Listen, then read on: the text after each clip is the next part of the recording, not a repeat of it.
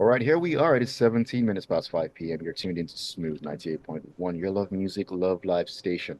My name is Ayo, and it's time to get into the world of business on a business hub. Yes, we'll get to talk about business and, of course, how you can take your business to the next level. Know what's going on in the business world and, of course, tips and tricks on how to make things happen. Bearing in mind that it might not be the most straightforward or the easiest thing to do in Nigeria right now, but we still have to try and do our best and make things happen, right? And today we're going to be talking about the exchange rate and the challenge that is facing Nigerian SMEs at this point in time. It's almost impossible to not talk about the exchange rate right now, and everything that is going on in that space. And joining me to have this conversation this evening is Rita Ohaedoghasi. She is a business and marketing expert. Rita, great to have you on Business Hub this evening. Thank you. Good to be here. Alrighty. So looking at this topic, it's a very it's a very interesting one and a very important one to delve into because those who are in business and have to work with the exchange rates, hey, my hats are off, or my hat is off to them right now because it's not the easiest thing to deal with. But what do you make of the fall in the currency that we've seen since May of 2023? It has been quite the roller coaster up until this point. Well, if I'm going to be as straightforward as possible, this fall in the value of the naira is something that a lot of us, predicted, especially a lot of us who keep a strong eye on the macroeconomics of things in this part of the world. So, as at May 2023, we were sitting at about $1 to 460, 436, depending on who you ask, especially because we had three windows. So we had the Mm. CBN rates, we had the open market, and then we had the black market rates.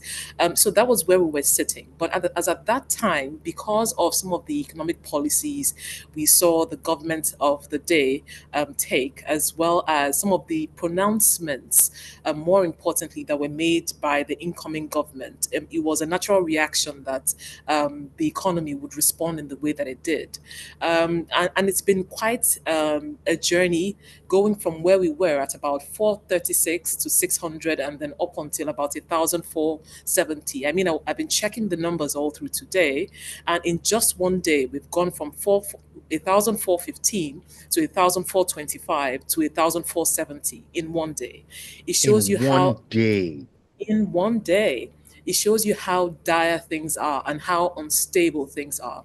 I know that there was a significant call for by some people who, well, I don't know what economic books they studied, were asking for a free float of the naira just to determine the strength of the naira.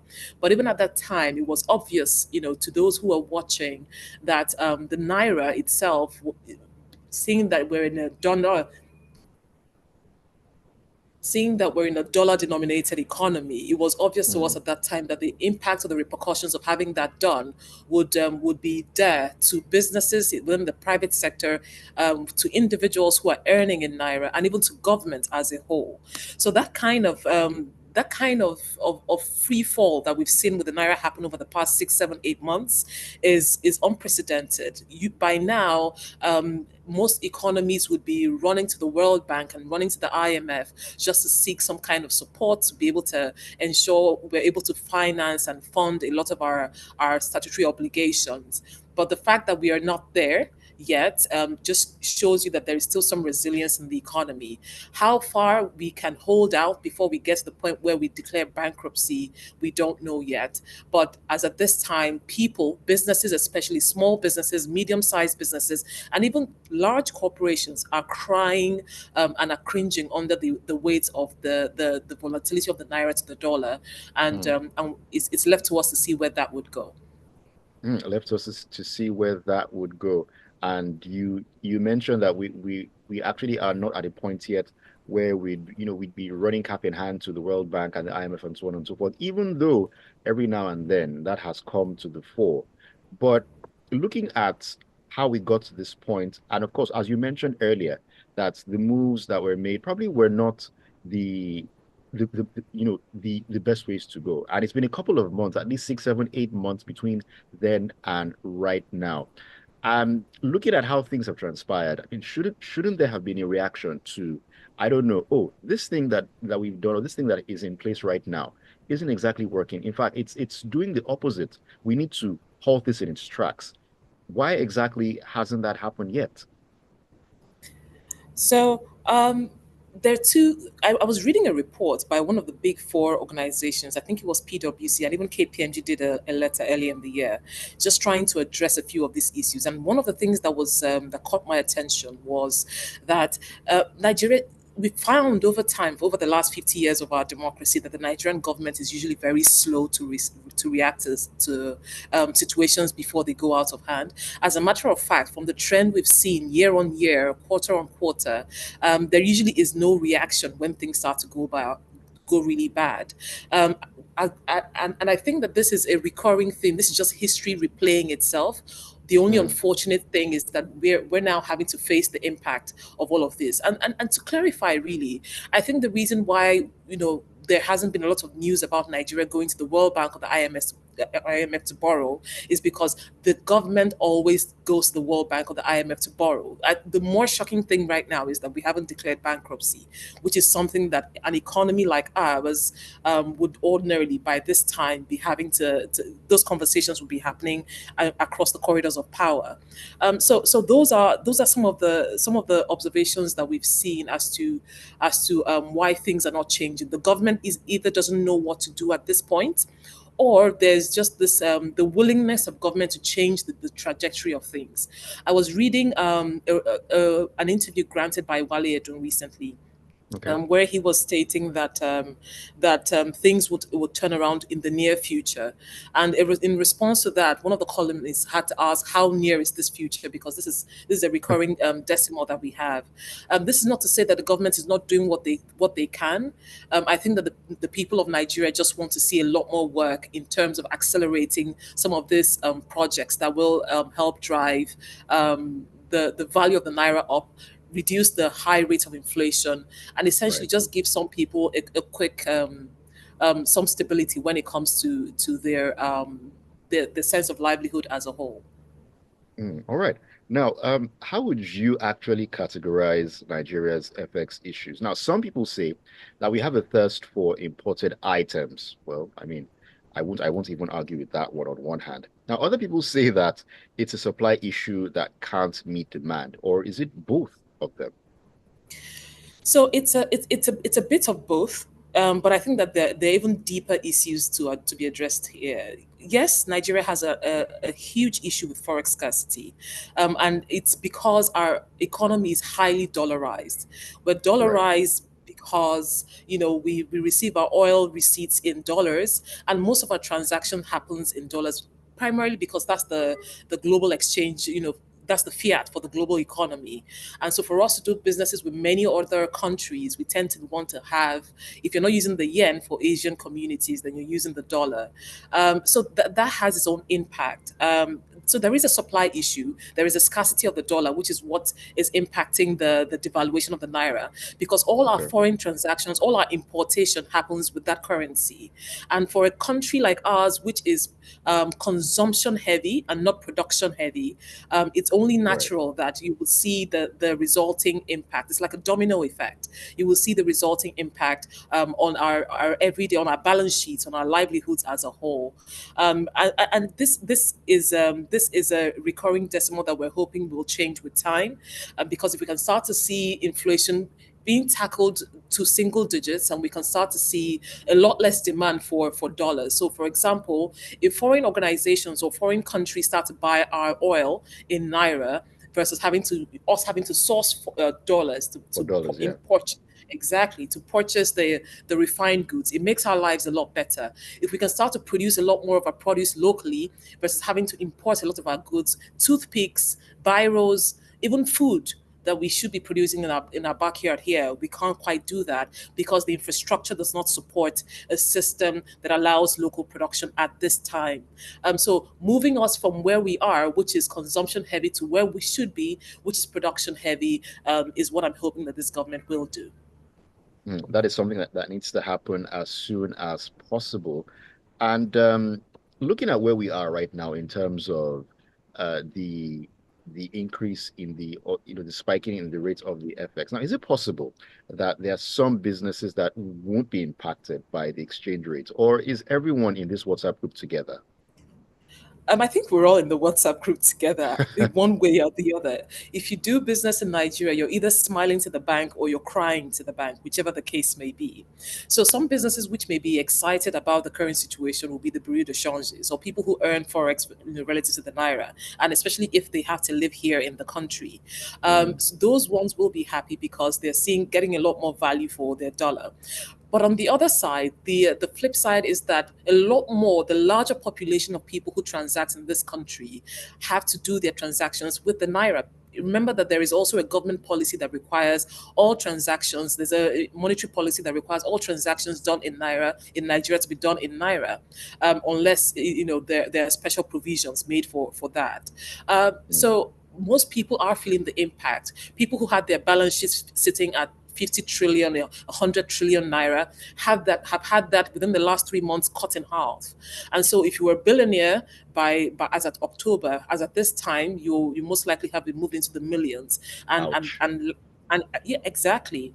And it's happening across board. If you were earning a million naira as at October last year, this year your the million naira that you earned, if you convert it to dollars, you see that you've lost about one third of the value of the currency that you were earning.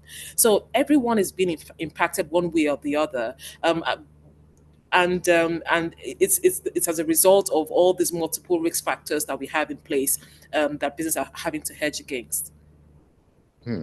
All right. Now, for those businesses that are impacted by the exchange rate, is there anything at all, anything possible for them to do in order to protect themselves from this?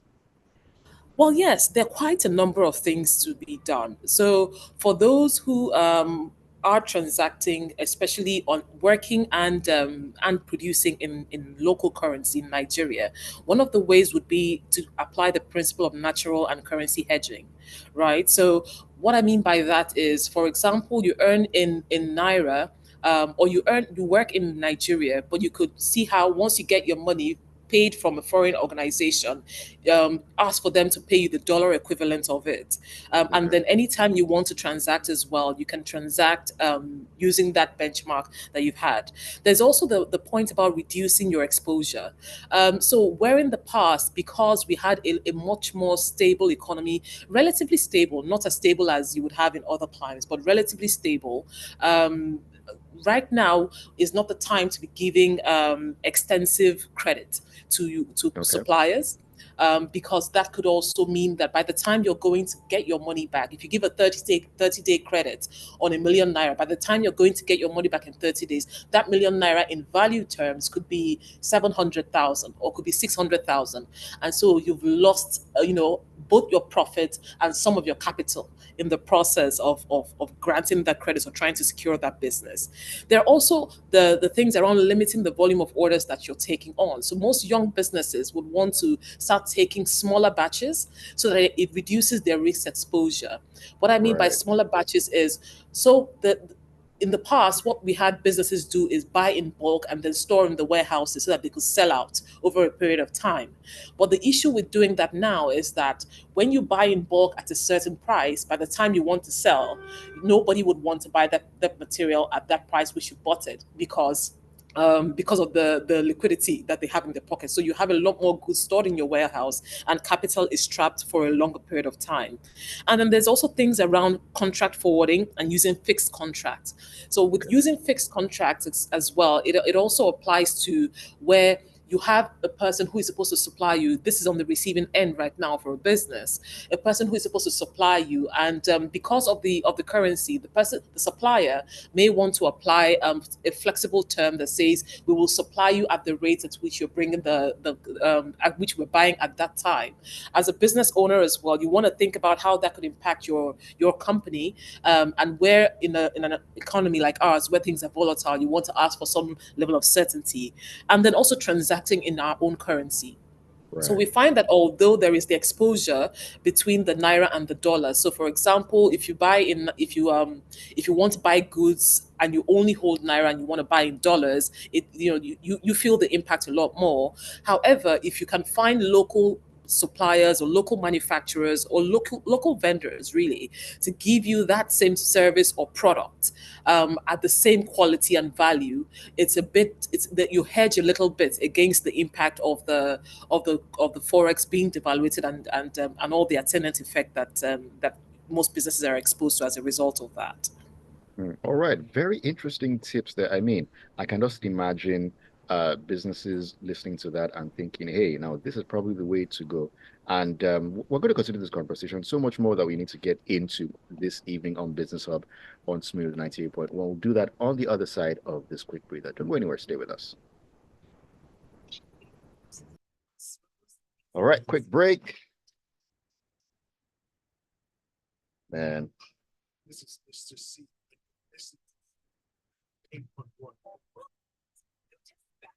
We are an interest bank that truly cares about your financial progress.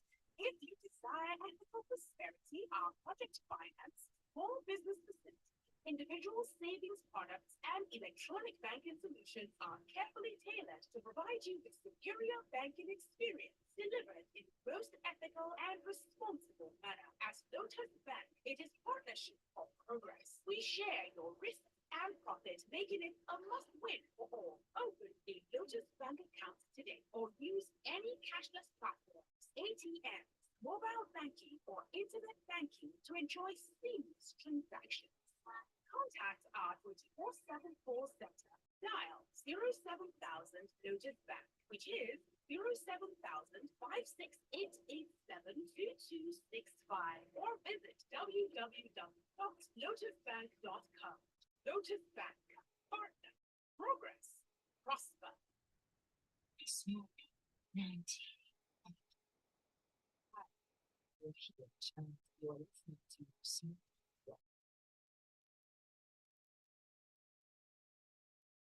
all right, going back in.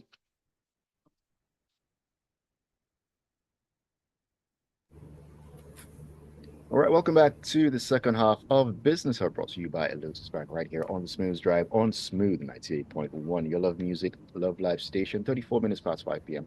My name is Ayo, and with me this evening, talking about the exchange rates challenge facing Nigerian SMEs, is Rita Ohaedoghasi. She is a business and marketing expert, and man, she has been dropping the knowledge this evening concerning the challenges that businesses are facing due to the exchange rate, and of course, things that can be done to sort of mitigate against the effects of that. Now, Rita, let's get back into the conversation here. But before we do that, for you out there listening to us, you can be part of the conversation by sending your messages in on WhatsApp. The number is 0809 440 981.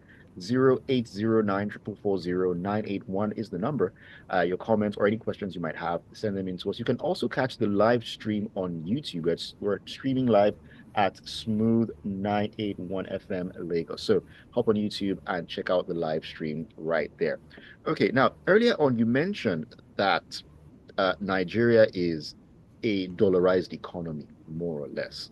Now, at this point where we are, how vital is it that we begin to reverse the effects of being a dollarized economy to shifting to a nairalized economy, quote and unquote, because of where we are and how bad things are actually getting? Well, I think that the impact of having our most of our transactions really happen in dollars. Our big transactions happen in dollars is quite evident. Everyone who's had to buy fuel the past 2, 3, 4, 5, 6 months has had to live with the reality of going to the filling stations and having to go from buying at 185 to 400 and something, and now it's about 600 in many filling stations. So Right. if you buy fuel or you take transportation anywhere, you have felt the impact. Everyone who has had to go to the market and buy foodstuff, household supplies, electronics, gadgets has had to feel the impact in one way or the other. And it's a burning concern. And the reason why we're having to have this level of exposure, as I said earlier, is because we're an import-driven economy. We're not a producing economy. We don't manufacture a lot of our resources and the things that we need. And so more important than anything, it is vital at this point in time for us to start looking at how to strengthen the naira. And it's not just wishful thinking to say, oh, I want to dollarize my economy and then start to dream it to happen. There are actionable steps that we need to put in place, both mm, as the people holding government accountable and the people who are operating or people who run businesses in this environment. One of them is, we can say all we want to say about getting infrastructure right so that we can start to produce more, but if we don't do the basics, such as making sure that the leakages that we have in our system are blocked, so that the resources we invest in our economy to be able to drive productivity is retained, then it really wouldn't add as much value as we expect it to. The World Bank expects that every nation, the recommendation is that every nation should be putting at least 70% of its resources, its GDP, into capital projects, but Nigeria is sitting at 30% as we speak.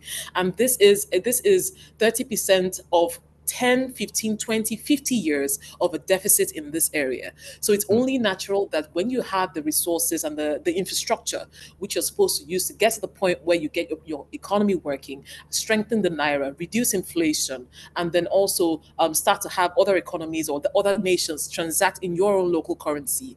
When you have those resources or those infrastructure basics not in place or constantly dilapidated, it's only a natural thing that people, in trying to de-risk their organization and de-risk their businesses, start to look for greener pastures elsewhere. So it is a big concern, and it's a burning issue, and we're only looking at the government to do a lot more than it currently is at this time. I'm actually glad you mentioned greener pastures. I'm actually going to come to that, but I just want to, I don't know, someone put you on the spot here. I don't know if that's the right term to use. But of course, looking at what you said, talking about certain steps that need to be taken, certain things that need to be done, and put in place, looking at infrastructure and so on and so forth. Obviously, this has been a decade-old problem. It didn't just start today. So getting out of a problem that has started or that had started decades and decades and decades ago, which was obvious to the blindest of the blind people to actually see. Now, we know what the problem is. We know what the issues are. We know what we need to do in order to get things back to where they were. Okay, insecurity, this and that, infrastructure, and so on and so forth. Are we even close to being on the path to righting those wrongs, to get everything in place for us to begin to prosper in that direction? Well, from all indication, from what we've seen, it doesn't appear that we're anywhere close. If we're being really honest with ourselves, it doesn't appear so, because the language, the body language coming from the corridors of power, from our government agencies, doesn't quite show that there is any significant step being taken in that direction. I was reading the news this morning, and I saw some reports on the new refinery which had just been inaugurated, importing fuel from the United States. If I mention the name of the refinery, you most likely would know it immediately.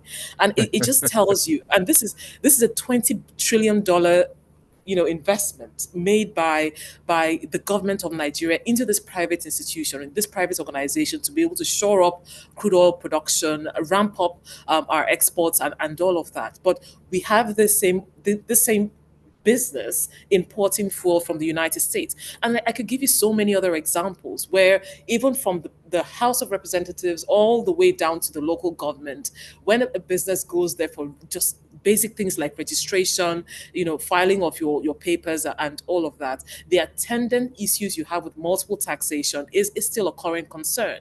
Hmm. So while there may be goodwill in terms of wanting to get this done, there has to be actionable steps being put in place by everyone across board to be able to get us over this hurdle.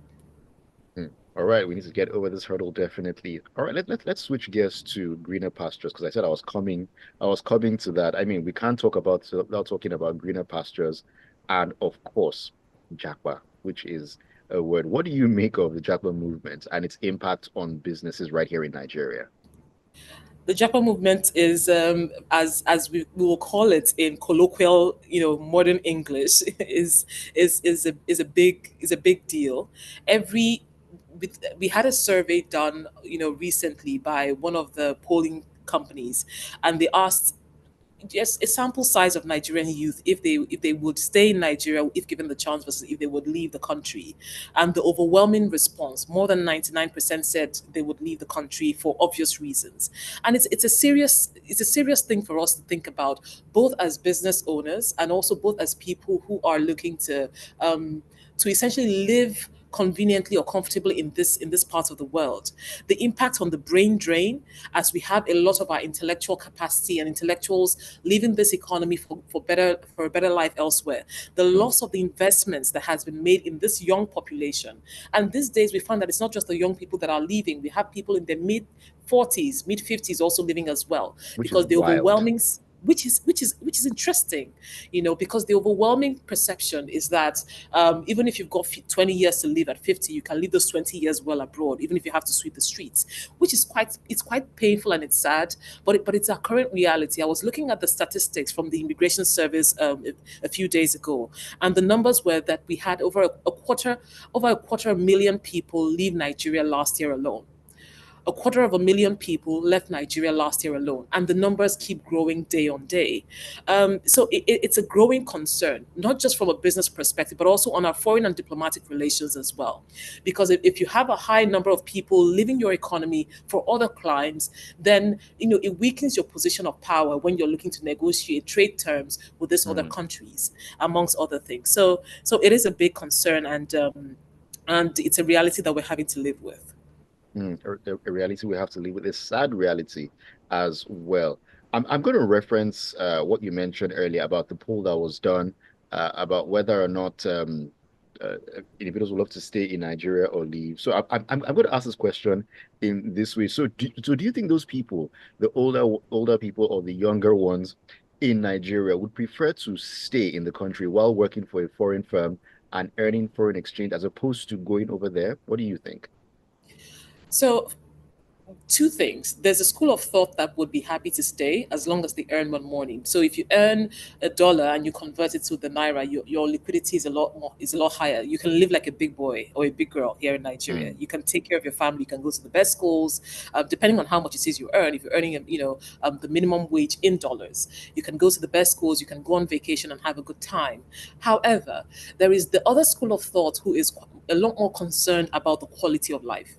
So in Nigeria, the healthcare system for a lot of people is not something to they would be excited to write about. The educational system as well. So, for example, if a person had to put their kid who is in primary five neck to neck with a kid who is in an equivalent of a primary five from the United States, can that kid compete? Can you say that you have trained that child well in the best way, that adds value to the child life of the child and also to the future that you're looking to have when you grow older? And that okay. and many other attending factors. So for those who are comfortable with what we currently have in Nigeria, earning in naira is not earning in dollars and living here is not a big problem. But for the quality of life and for those who are far more concerned about that, it's to Japa that is the alternative here.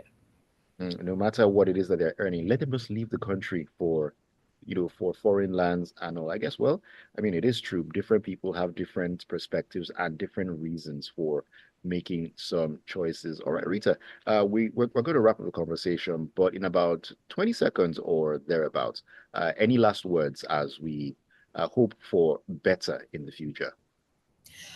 So I think that it would just be a clarion call to all businesses to double down, um, minimize risk. This is the time at this point to start cutting losses, to start taking and making better decisions where resource allocation and resource utilization is concerned. But even more so, a clarion call as well to the leadership of the country, to see how we could do better for the people who put them in power, as the saying goes, so that we start to have a lot more. We stop seeing businesses leave the economy. A lot of multinationals leaving this climb and this part of the world to go to Correct. neighboring countries to set up. Those are some of the things that I would say. But overall, I'm optimistic that things will turn out well as a whole. We're very optimistic and fingers are crossed that things are going to get better really, really soon. Thank you so much for joining me this evening. I've been talking with Rita Ohaedoghasi. She is a business and marketing expert. For anyone who'd love to get across to you on social media, have more conversations about this, and maybe just, gain some more knowledge from you, where exactly can they find you on social media? IG? Twitter, or X, as it were? So I'm on LinkedIn. If you just search my name, Rita Ohaedoghasi, or Rita Ohai, Ohai, it will pop up on LinkedIn and we can have a good chat. All right, fantastic. Thank you so much for joining me on Business Hub this evening. It's been a pleasure. Thank you. Have a good day. And you too. All right. And to all our wonderful listeners out there, thank you for being a part of Business Hub. We do this every Tuesday at 5:15 p.m. right here on Smooth 98.1. It's brought to you by Lotus Bank. So much more to come as the Smooth Drive kicks on.